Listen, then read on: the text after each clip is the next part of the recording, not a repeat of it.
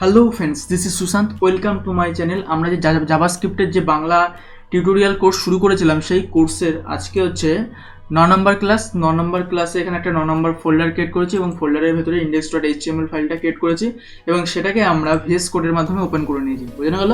এটা করবার পরে আমরা যে আগের ভিডিওতে দেখেছিলাম যে অপারেটর, জাভাস্ক্রিপ্টের যে অপারেটর এবং অপারেটরের আরও কিছু জিনিস বাকি ছিল, সেই জিনিসটাই আজকে এই ভিডিওর মাধ্যমে আজকে শিখতে চলেছি। এবং আজকে অপারেটরের মধ্যে আমরা দেখেছিলাম অ্যাসাইনমেন্ট অপারেটরটা আমরা দেখে নিয়েছিলাম এবং আজকে আমরা যে জিনিসটা শিখতে চলেছি সেটা হচ্ছে আমরা হচ্ছে অ্যারিথমেটিক অপারেটর শিখেছি, আজকে হচ্ছে অ্যাসাইনমেন্ট অপারেটর দেখব। আমরা যদি অ্যাসাইনমেন্ট অপারেটর সম্বন্ধে যদি বলতে যাই, আমরা যদি যে কোনো জিনিস যদি আমরা লিখি, সাপোজ আমরা এখানে আমরা যদি স্ক্রিপ্ট,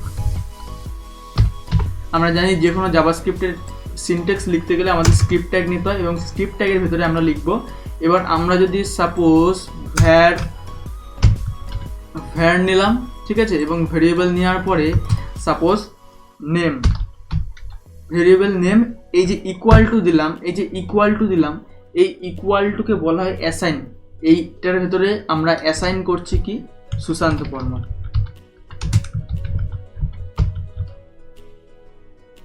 ঠিক আছে, এইটা যে লিখলাম এটাকে বলা হয় অ্যাসাইনমেন্ট অপারেটর। এই যে ইকুয়াল টু যেটা দিলাম, এই ইকুয়াল টুকে বলা হয় হচ্ছে অ্যাসাইন করা। আমরা এই ভ্যালুটাকে অ্যাসাইন করেছি, ঠিক আছে, এটাকেই বলা হয় হচ্ছে অ্যাসাইনমেন্ট অপারেটর। বোঝানো গেল? এবং তারপরে যদি আমরা যাই, আর কি অপারেটর আছে? Relational operator. এবং রিলেশনাল অপারেটরের মাধ্যমে কি আছে, যেমন গ্রেটার দ্যান, লেস দ্যান, ঠিক আছে, তারপরে greater than, equal to, lesser than, equal to, এটা হচ্ছে রিলেশনাল অপারেটর। ঠিক আছে, এগুলোতে আমরা পুরো ডিসক্রাইব করব সব কিছু আমরা যখন কন্ডিশন দেখব, ঠিক আছে, ইফ এলস স্টেটমেন্ট দেখব, সেক্ষেত্রে আমরা এগুলো আরও ডিটেলসে জানতে পারবো, বুঝতে পারবো। কিন্তু যেটা বলছি এখন অপারেটর, এই বেসিক এইটুকু তোমাদের ধারণা রাখো যে এটা হচ্ছে গ্রেটার দ্যান এবং এটাকে লেস দ্যান বলে, এবং এটা গ্রেটার দ্যান ইকুয়াল টু এবং এটাকে লেস দ্যান ইকুয়াল টু বলে।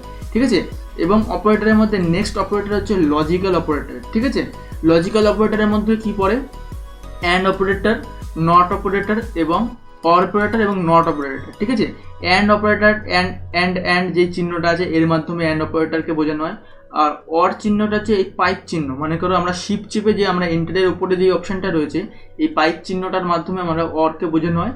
এবং নট চিহ্ন যেটা হচ্ছে আমরা শিপ চিপে একের উপরে যেই আমাদের এক্সক্লেমেশন চিহ্ন বা বিস্ময়সূচক চিহ্ন এটা যে আছে, এটাকে বলে নট অপারেটর। বোঝানো গেল? তার মানে এটাই হচ্ছে আজকে অপারেটর। আশা করি আমি বোঝাতে পেরেছি যে অপারেটর কি, এবং এগুলো হচ্ছে আমরা যখন এগুলোকে জাস্ট বলে রাখলাম যে এগুলো হচ্ছে একটা অপারেটর, এবং এগুলোকে আমরা আরও ডিটেলসে দেখব যখন আমরা ইফ এলস কন্ডিশন দেখব। ঠিক আছে, সেই কন্ডিশনের মধ্যে আমরা এগুলোকে কীভাবে ইউজ করব সেই সময় আমরা এগুলোকে জানতে পারবো। ঠিক আছে, তাহলে বন্ধুরা আজকে আমরা অপারেটরে এইটুকু ছিল। আজকে ভিডিওটা এই পর্যন্তই থাকবে। তোমরা যদি আমার চ্যানেলে নতুন হয়ে থাকো অবশ্যই সাবস্ক্রাইব করে বেল বাটনটা অবশ্যই ক্লিক করে নেবে, এবং তোমাদের যদি কোনো কিছু জানার থাকে অবশ্যই কমেন্ট করবে, এবং বা তোমরা আমাকে ইনস্টাগ্রামে ফলো করতে পারো, যেখানে আমি অ্যাক্টিভ থাকি। তোমাদের যদি কোনো কোয়ারি থাকে সেগুলো আমাকে শেয়ার করতে পারো, অবশ্যই তোমাদের হেল্প করার চেষ্টা করবো। ওকে, তাহলে বন্ধুরা আজকে ভিডিওটা এই পর্যন্তই, দেখা হচ্ছে নতুন ভিডিওতে। ততক্ষণ পর্যন্ত ভালো থাকবে, টাটা, বাই বাই।